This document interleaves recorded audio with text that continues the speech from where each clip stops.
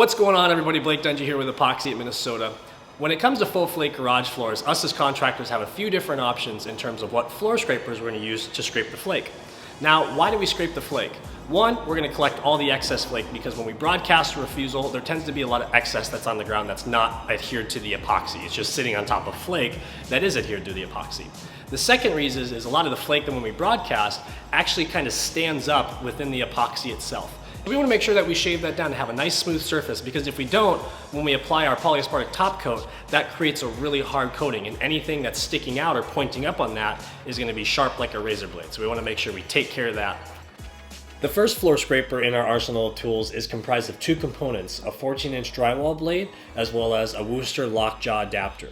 What's great about this setup is its versatility. Not only can you attach it to a pole and scrape the floor, and where it's really going to shine is because of the flexibility in the blade.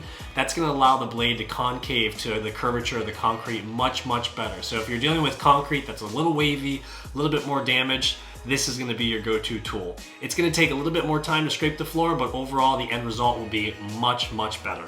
Secondly, because you can detach from a pole, it makes it a perfect tool to do things like baseboards, steps, landings, vertical surfaces such as foundation walls, all that good stuff. So overall, definitely a tool to have in your arsenal. The second floor scraper that we use is this bad boy right here. No, it's not a guillotine. This thing is a 36-inch floor scraper from Kraft tool. I believe we got it for under $100, and I'll put a link in the description below. Now, we mainly use this floor scraper on floors that are flat or newer slabs. And the reason that we do that is, one, because it is pretty stiff, it's pretty rigid, but then also because of how wide it is, it's not as flexible to really get into any dips and craters. So when we use this scraper, it saves us a ton of time, but we have to make sure that we actually cross-hatch with it, meaning we're gonna scrape the floor one way, and then we're gonna scrape it the other way.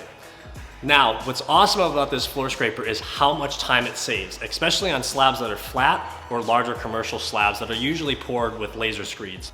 So as you can see, this is just a small portion of the floor coating process, but it just goes to show you with the right tools and equipment and techniques, your crews will run more efficiently out in the field, the jobs will end up looking much better in the end, and your customers will be that much more satisfied. If you like this video and want to see more content like it, smash that subscribe button below, and let us know what content you'd like to see next. Thanks again.